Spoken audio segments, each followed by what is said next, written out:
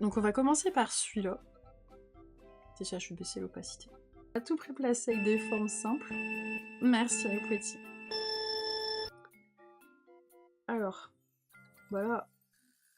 Pour celui-là, ça va être une très grande surprise. Vraiment, vous n'allez pas vous y attendre du tout. Un carré.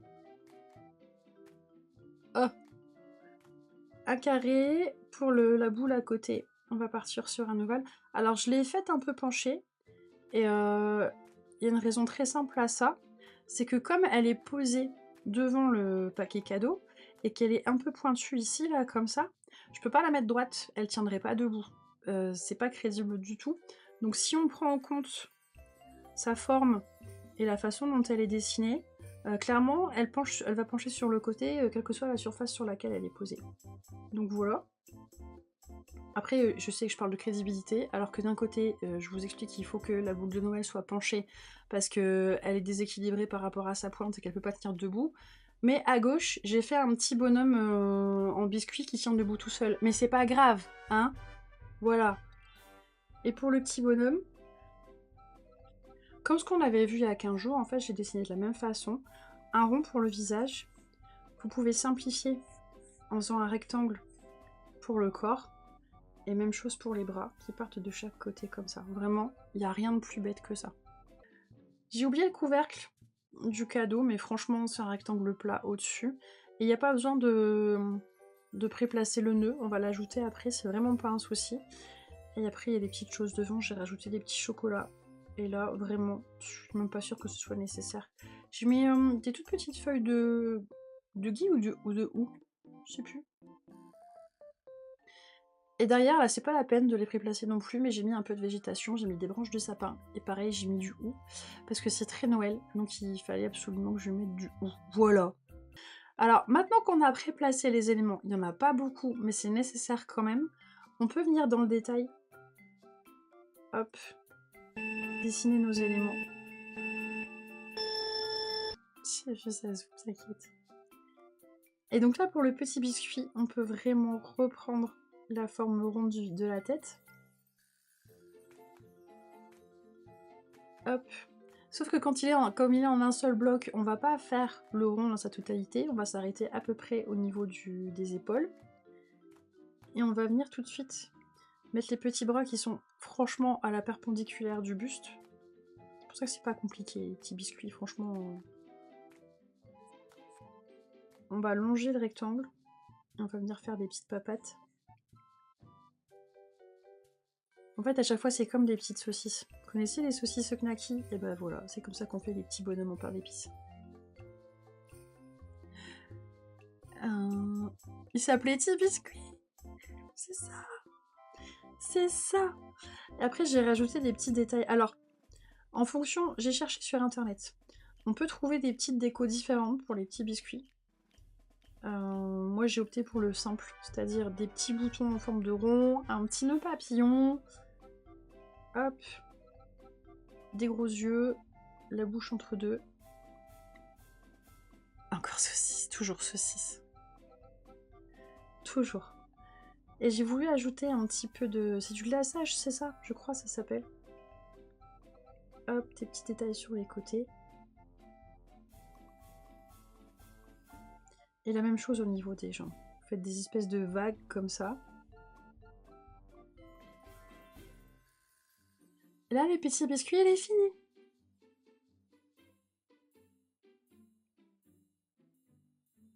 Alors, je vais plutôt d'abord aller dessiner ce qu'il y a devant le paquet cadeau. Comme ça m'évitera de faire des traits pour rien. C'est toujours la flemme, hein, dessin de la flemme.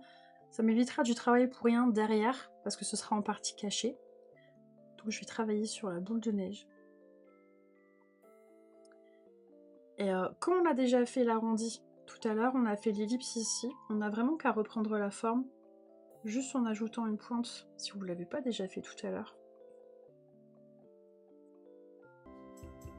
Je continue.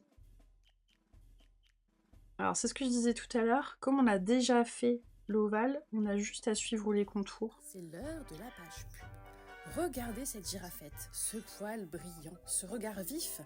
Un don sur son Ko-fi permet à cette créature étrange de continuer à dessiner des patates choupi, Un achat dans sa boutique l'aidera à continuer à faire des glouglous bien débiles.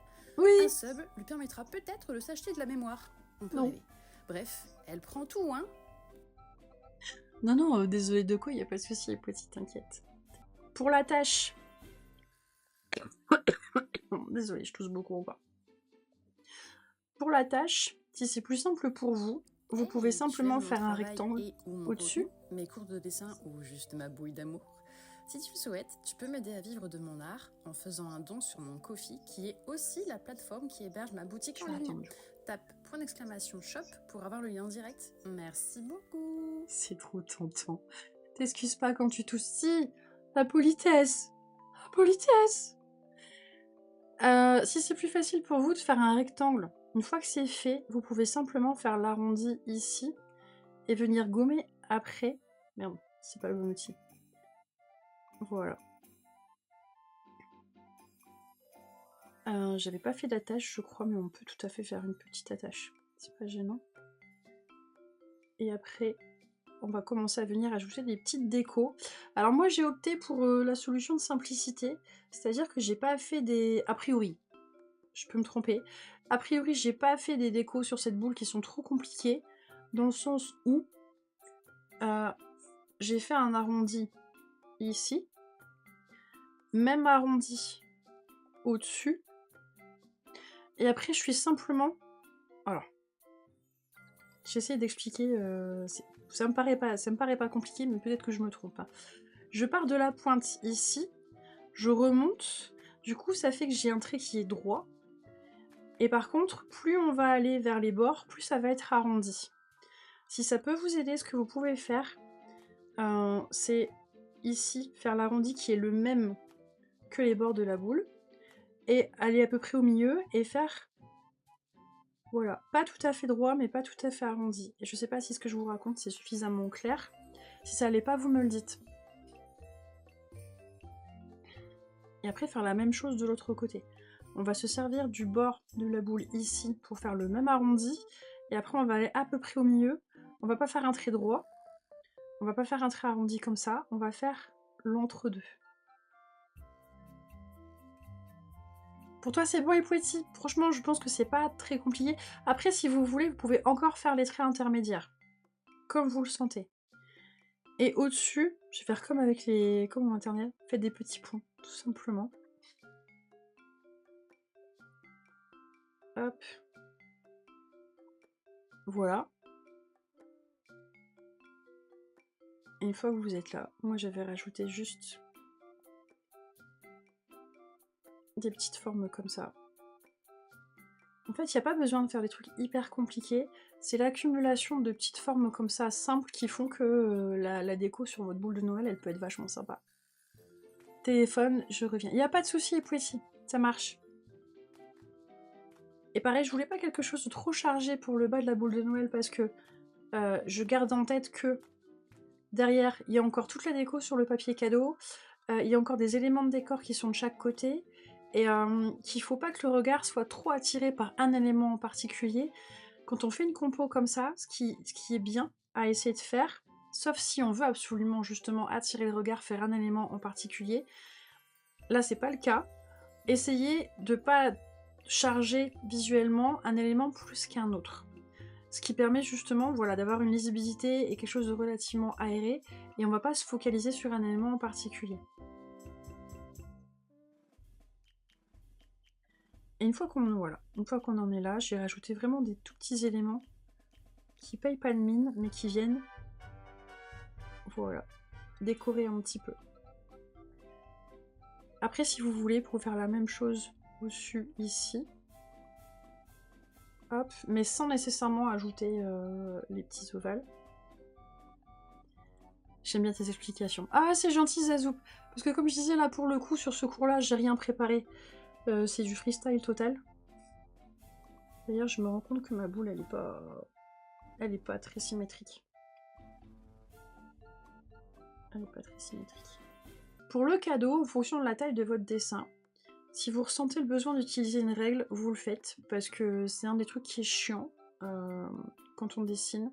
et qu'on n'est pas encore très au point pour faire les choses à main levée, ce que je comprends totalement. Moi-même là, je suis sur Photoshop, mais je suis en train de tricher. J'utilise un raccourci clavier pour avoir des traits parfaitement droits sans avoir à m'embêter. Donc n'hésitez pas. Donc pour la boîte, rien de très compliqué. On fait un simple carré avec un rectangle allongé par-dessus pour faire le couvercle. Vous pouvez le faire plus ou moins ajusté, c'est-à-dire plus ou moins large ici le rectangle par rapport à la boîte qui est en dessous, en fonction du rendu que vous avez envie d'avoir. Moi, je suis partie a priori sur un carton relativement épais, d'ailleurs qui est trop grand d'un côté. Hop, c'est mieux comme ça. Donc là, j'ai fait un calque supplémentaire pour le nœud. Ne faites pas comme moi. Si vous pouvez, si vous y pensez, nommez vos calques, c'est toujours mieux. Là, je l'ai pas fait, mais je le fais jamais, c'est pas bien. Et pour le nœud, on va venir faire un ovale un peu en forme d'œuf, à peu près au milieu de la boîte. Mais moi, j'ai qu'un seul calque. Ouais, si tu bosses en tradi, j'avoue que c'est un peu plus galère. D'où l'intérêt de ne pas appuyer beaucoup sur son crayon. Comme ça, si tu te plantes, quand tu gommes, tu fais pas de traces. Et c'est beaucoup moins chiant. Et ça, c'est un des trucs qui est le plus compliqué, j'ai remarqué, pour les gens qui débutent en dessin. Ne pas appuyer sur son crayon, c'est ultra compliqué. C'est contre-intuitif. C'est bizarre, hein? Mais vraiment, c'est très contre-intuitif. Et pour le ruban sur le côté, si c'est plus facile pour vous, plutôt que de partir tout de suite sur une forme comme ça, qui est un peu comme un 3 ici, qu'on va prolonger jusqu'à la base du nœud, vous pouvez juste venir faire voilà, un arrondi dans lequel va venir s'inscrire après votre nœud plus en détail. Mais sinon, la solution la plus simple, et si on schématise, c'est vraiment de se dire, on fait une forme de 3 ici, avec le deuxième arrondi plus rond que la forme du dessus. Une fois qu'on a fait ça, on peut faire la même chose tout de suite de l'autre côté. Alors, on essaye de le faire de façon équilibrée et symétrique. Maintenant, si vous n'y arrivez pas, c'est pas grave. Et une fois qu'on a fait les trois, un 3 ici, un 3 de l'autre côté, on peut, voilà, venir juste ajouter ce genre de petits détails qui viennent ajouter un peu de profondeur au dessin et marquer le volume. Et en dessous, venir, alors, là, vous pouvez venir faire un rectangle tout bête qui sort du dessous du nœud, faire la même chose de l'autre côté, sachant qu'on essaie de garder en tête que le nœud, là, vu l'épaisseur du 3 qu'on a fait ici de l'autre côté, le ruban il est relativement épais. Il peut être fin en épaisseur, mais il peut être épais, comment je peux dire ça? Je suis sûre que vous voyez ce que je veux dire en plus et que je suis en train de m'embêter pour rien. C'est clair, non? On peut avoir un ruban qui est épais en largeur, mais en hauteur qui soit tout fin. Là, clairement, on a un ruban qui est relativement épais. Donc il faut pas... Je vais vous montrer. Faut pas faire un truc comme ça. C'est pas crédible du coup. C'est pas logique du tout. Ou alors il aurait fallu faire un nœud ici qui est beaucoup plus fin. Donc voilà, on a notre rectangle. On n'appuie toujours pas sur son crayon. C'est hyper important. Et après, on peut partir des coins et venir faire des petits triangles comme ça à l'intérieur. Et après, venir gommer ce qu'il y a en trop. Et on a un effet de ruban découpé comme ça. Est-ce que c'est bon? J'oublie à chaque fois, mais si j'appuie pas assez, mes traits peuvent être très ondulants. Ah ouais? Même si t'as bien ton poignet et la base de ta main qui vient bien poser sur ta feuille. Après, c'est vraiment une question d'habitude aussi. J'avoue que tu vas prendre en assurance et ton trait sera plus sûr avec la pratique. C'est toujours la même chose.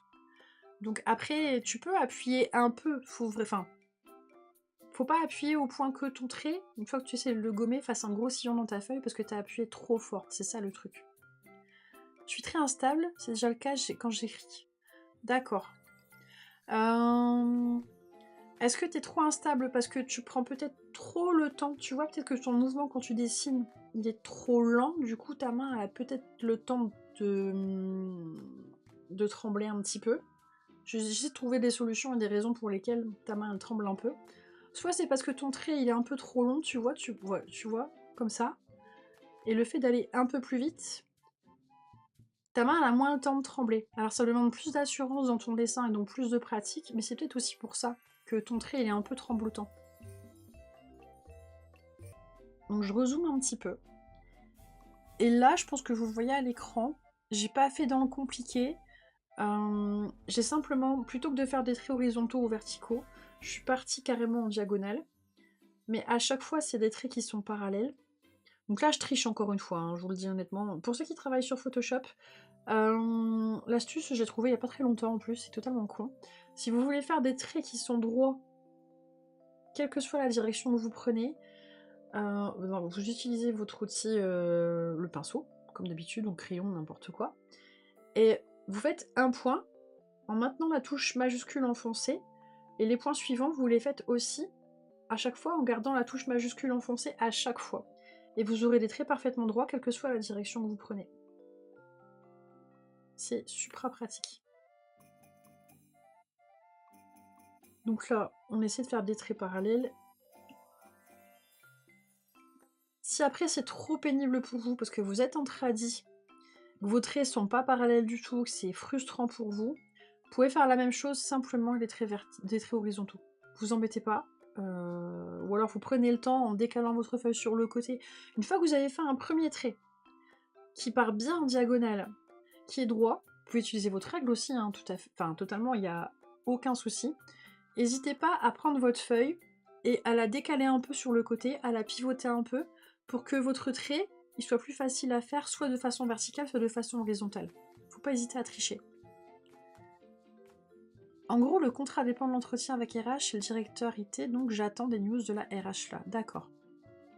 Non, mais déjà, c'est une super nouvelle. Franchement, j'espère que tu l'auras, ce serait bien. Je vais pas faire ça sur la boîte, je vais customiser. Mais franchement, Zazoop, fais comme tu veux. C'est juste que là, j'essaie de donner des petits tips. En fait, c'est la même chose que quand je le fais clairement sur Photoshop. Attendez. Il y a le raccourci clavier ici.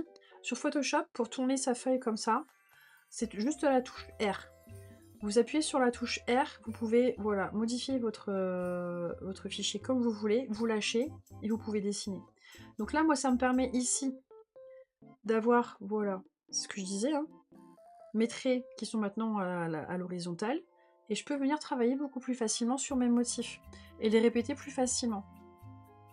Donc là, j'ai fait comme un peu sur la boule de Noël. J'ai pas fait des trucs compliqués du tout, sauf que j'ai fait des petits ponts, comme en maternelle, hein, c'est ce que je dis à chaque fois, sauf que je les ai fait un peu plus longs.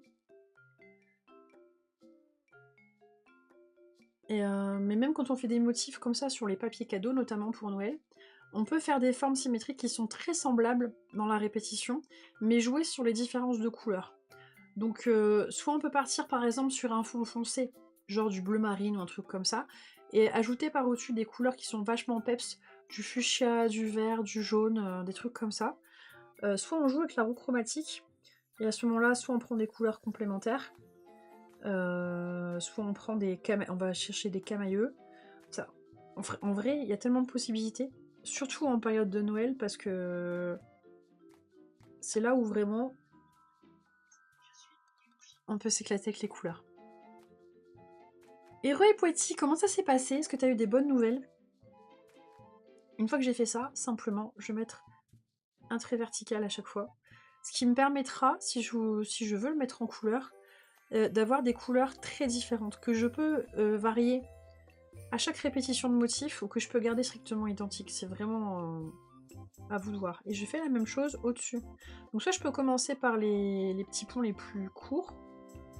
Hop, je sais que d'imagination ça arrive à peu près là. Et après je viens rajouter par au-dessus les plus hauts. Soit je fais l'inverse comme en dessous. Merde, là il est pas bon par exemple. Je vais passer là. Hop. Et je peux venir rebasculer mon fichier dans le bon sens. Et après ajouter des petits ronds tout simplement. Hop. Voilà. Et comme c'est un motif à répétition, mais que là, ça sera caché en partie par la boule et là par le chocolat que j'ai mis devant, j'ai pas besoin de faire les ronds qui sont derrière. Je vais pas m'embêter. Alors, là, je vais faire les petites décos végétales derrière, parce que j'ai envie, parce que c'est pas compliqué. Je vais commencer par la droite.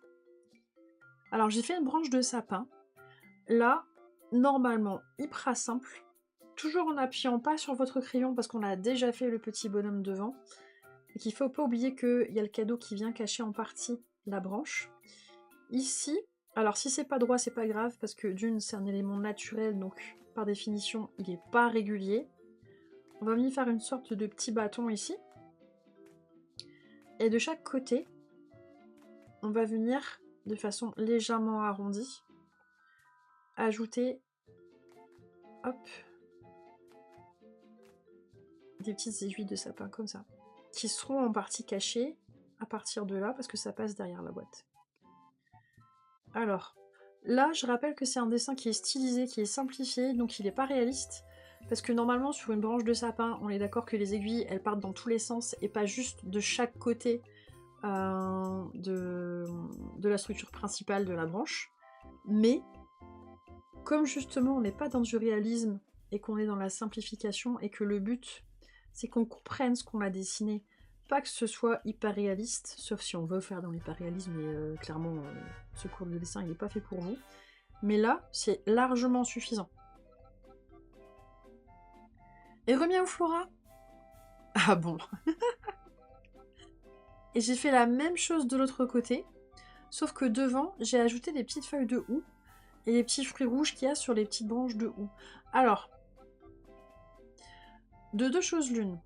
Soit vous travaillez sur tablette, comme moi, ou juste sur votre ordi, et vous avez la possibilité de faire des calques. À ce moment-là, vous pouvez quand même faire le dessin du fond. Soit vous travaillez en tradi, et vous appuyez pas beaucoup sur votre crayon. Vous pouvez faire d'abord la feuille du fond, et après par-dessus la feuille de houx. Si vous appuyez trop sur votre crayon et que vous le savez, faut d'abord faire la feuille de houx, et après la branche de sapin qui est derrière. Parce que sinon ça va être trop compliqué, les traits vous n'arriverez pas à les gommer et vous allez rager. Donc là moi je travaille sur tablette, donc je peux faire un calque supplémentaire. D'ailleurs j'en ai fait un, ce sera le même pour les deux décos qui sont de chaque côté. Je vais faire la même chose en symétrie. Alors on peut jouer sur la hauteur à laquelle commencent les aiguilles de chaque côté, c'est-à-dire que par exemple ici je pourrais faire ça, et me dire que celle qui est en face elle va commencer plus bas. Et ça peut être chouette aussi de varier les tailles des aiguilles si vous avez envie.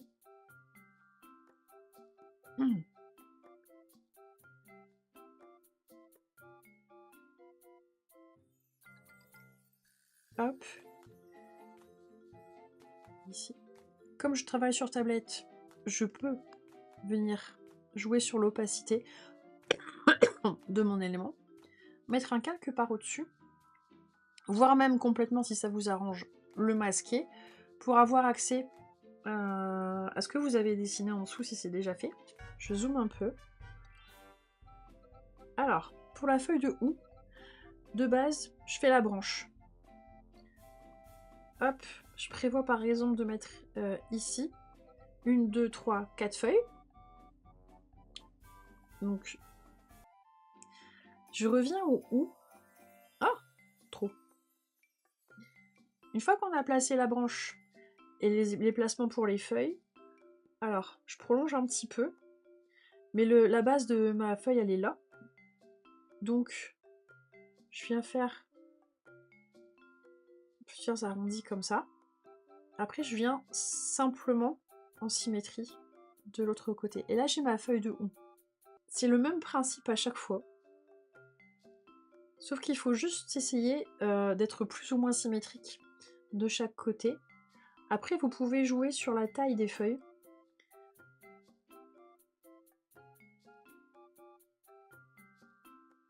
Ça me paraît pas compliqué, mais vraiment le mouvement de base, c'est vraiment ça. Juste que, comme on veut garder la forme de la feuille, qui est arrondie et pas des lignes droites, si je veux faire le contour, je suis obligée... Bon, j'ai un peu triché, hein, mais on s'en fout. Voilà, sur le principe, c'est ça. Et après, pour ajouter les petites boules rouges sur le OU, c'est rien de compliqué non plus. Je triche en plus. Je sais même pas, en vrai, je sais même pas comment c'est rattaché concrètement à la branche de OU, j'en ai aucune idée. Mais encore une fois, on n'est pas dans l'exactitude. On est dans la représentation. Donc je viens juste faire quelques petites boules qui sont accrochées par la magie du dessin à la branche de OU. Merde, pardon. Et voilà. Et c'est suffisant. Et on comprend que c'est du OU. Et avec la branche de sapin que j'ai derrière, là l'avantage c'est comme j'ai travaillé sur un calque différent, je peux venir... Attendez, il est où? Ici. Je peux venir gommer ce qui passe derrière. Et le fait d'avoir un calque dont l'opacité est différente, je vois tout de suite ce que j'ai à gommer et ce qui est superflu. Sauf que là je l'ai pas fait par rapport à la boule de Noël, je vais le faire après. Voilà. Et comme j'ai pas nommé mes calques, ce que j'ai dit, faites ce que je dis parce que je fais, hein, comme d'habitude. Allez où? Je vais faire tous mes calques et je vais pas trouver celui que je cherche. Sauf que mon OU, il est... Je cherche pas le bon truc en fait, c'est pour ça que ça marche pas. Voilà, je viens gommer ce qui est ici en trop. Et voilà. Ce que j'ai oublié de faire, c'est sur le paquet cadeau, je peux venir aussi gommer ce qui passe derrière. Hop, au niveau du bras du petit biscuit, je peux venir gommer aussi. Et au niveau du paquet cadeau, je viens enlever ce qui est caché. Voilà. Et on n'a plus qu'à faire alors pareil, j'ai fait des petites feuilles de houx par terre. Toujours pour une question d'équilibre des masses et pour venir aussi un petit peu habiller le devant. Parce que j'avais l'impression que si je dessinais rien ici, il y avait un vide qui me gênait. Et j'avais pas envie de repartir sur un gros élément. Et aussi, justement, dans un souci de composition, c'est bien d'avoir des tailles d'éléments qui sont différents. Là, j'avais travaillé sur le gros paquet cadeau, sur les côtés des éléments un peu plus petits, et d'avoir encore des éléments plus petits qui interviennent à un moment dans la composition. Pour l'équilibre, c'est pas mal. Et ça enrichit encore une fois le dessin de façon relativement rapide. Et mignonne qui plus est parce que on vient dessiner des chocolats. C'est totalement dans le thème de Noël. Chocolat, j'ai fait dans le simple et dans le basique. Un demi-cercle avec une base pas droite mais légèrement arrondie. Et pour venir faire un petit peu les décos dessus, vraiment, sous forme de petites vagues comme ça, où je viens amener une petite épaisseur qui vient s'initier la déco avec la poche à douille pour le chocolat. Je sais pas si vous voyez de quoi je parle. Et je fais la même chose pour le chocolat à côté en fait. Donc soit vous êtes en mode super feignasse sur tablette, vous copiez-collez, soit vous le refaites à la main à côté. Et si je récupère ma boîte, je peux venir gommer ici. Voilà. Et le dernier élément avant de passer au dessin de la côté, refaire une toute petite branche de houx.